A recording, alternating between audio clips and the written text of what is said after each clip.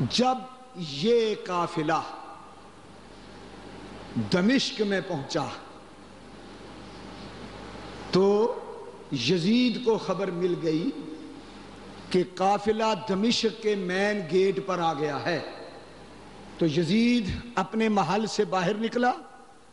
اس نے کہا اعلان کر دو کہ سارا دمشق سن لے کہ جوں ہی یہ قافلہ دمشق شہر میں داخل ہو، شہر دمشق کے بیرونی سارے دروازے بند کر دیے جائیں اور شہر کے اندر جتنی مخلوق ہے وہ ساری بازاروں میں آ جائیں اور آ کے دیکھے کہ جن لوگوں نے میری حکومت کو تسلیم نہیں کیا ان کے ساتھ کیا ہوا.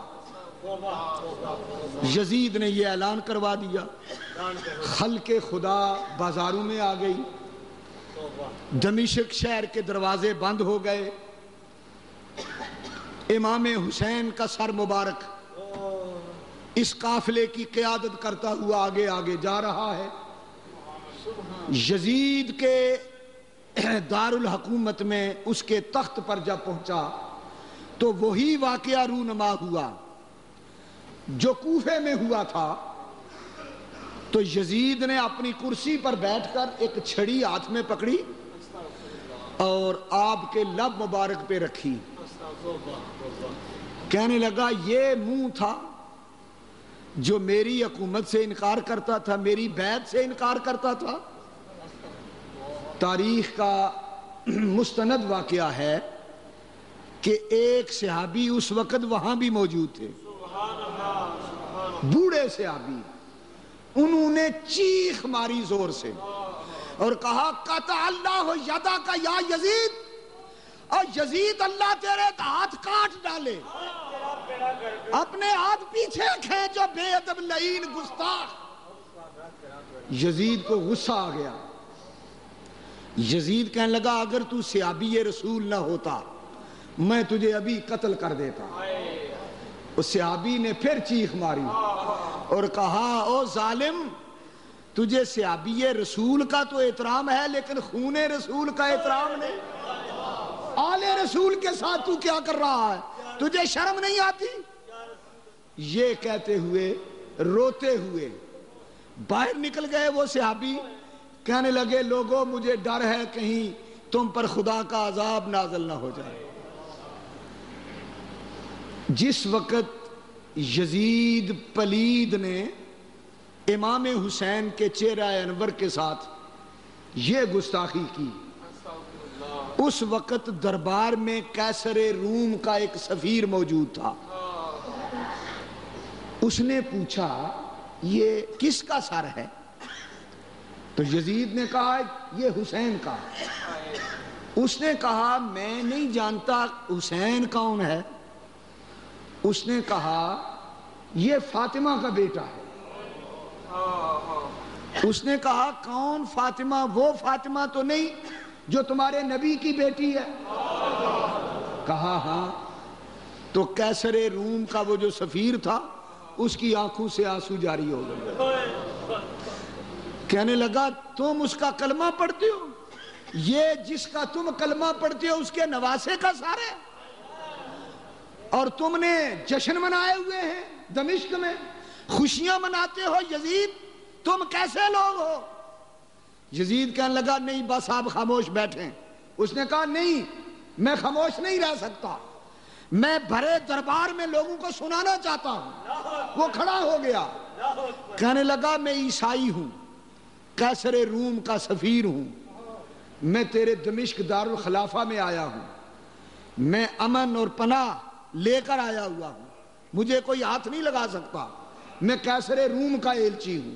لیکن میں تمہیں ایک بات کہنا چاہتا ہوں، وہ یہ کہ سمندر کے درمیان ایک جزیرہ ہے، جزیرے میں ایک آبادی ہے، اس آبادی میں ایک مکان ہے، اس مکان میں ایک پتھر ہے، اس پتھر پہ حضرت عیسیٰ علیہ السلام کے خر مبارک کا، گدھے کا کھر مبارک کا نشان ہے.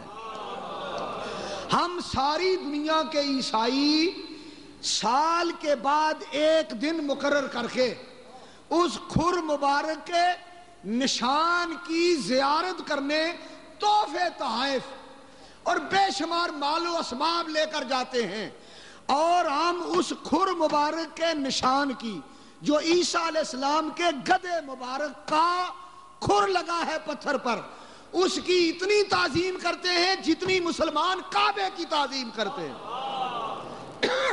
ہم تو اپنے نبی کے گدھے کے کھر کی بھی تعظیم کرتے ہیں، اور تم اپنے نبی کے نواسوں کے ساتھ یہ حرکتیں کرتے ہو۔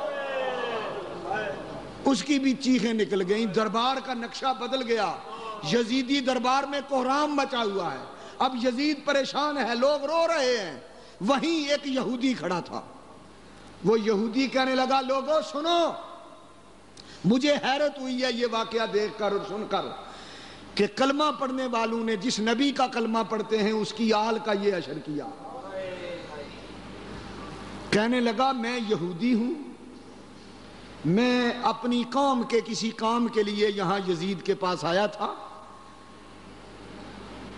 اور میں داؤد علیہ السلام کی اولاد سے ہوں، وہ یہودی کہنے لگا، اور مجھ سے پہلے داؤد علیہ السلام تک 70 پشتیں گزر چکی ہیں، لیکن میرا یہ حال ہے 70 پشتیں گزر جانے کے بعد میں داؤد کی اولاد سے ہوں، علیہ السلام کی اولاد سے۔ ساری دنیا کے یہودی جب مجھے دیکھ لیتے ہیں میری طرف پشت نہیں کرتے، ہاتھ باندھ کے میری تعظیم میں کھڑے رہتے ہیں۔ یہودیوں کے بادشاہ بھی، عوام بھی، پادری بھی میری تعظیم کرتے ہیں، میرے ہاتھ چومتے ہیں، میرے پاؤں چومتے ہیں اور میری قدر کرتے ہیں، اور میرے درمیان اور داؤد علیہ السلام کے درمیان 70 پشتیں گزر چکی ہیں، میری قوم میرا اتنا احترام کرتی ہے۔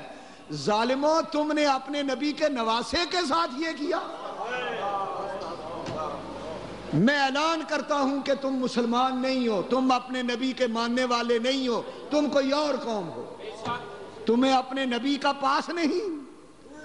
دیکھو مسلمانوں، میں تاریخ کی یہ ذمہ داری سے یہ تاریخی حقائق آپ کے سامنے رکھ رہا ہوں۔ جو کام عیسائی نہ کر سکے، جو کام یہودی نہ کر سکے، جو کام کافر نہ کر سکے، جو کام مشرک نہ کر سکے، نبی کی آل کے ساتھ وہ کام یزید نے کیا، یزیدیوں نے کیا۔ اب یزید کو جنتی مانتے ہو؟ یزید کو مسلمان مانتے ہو؟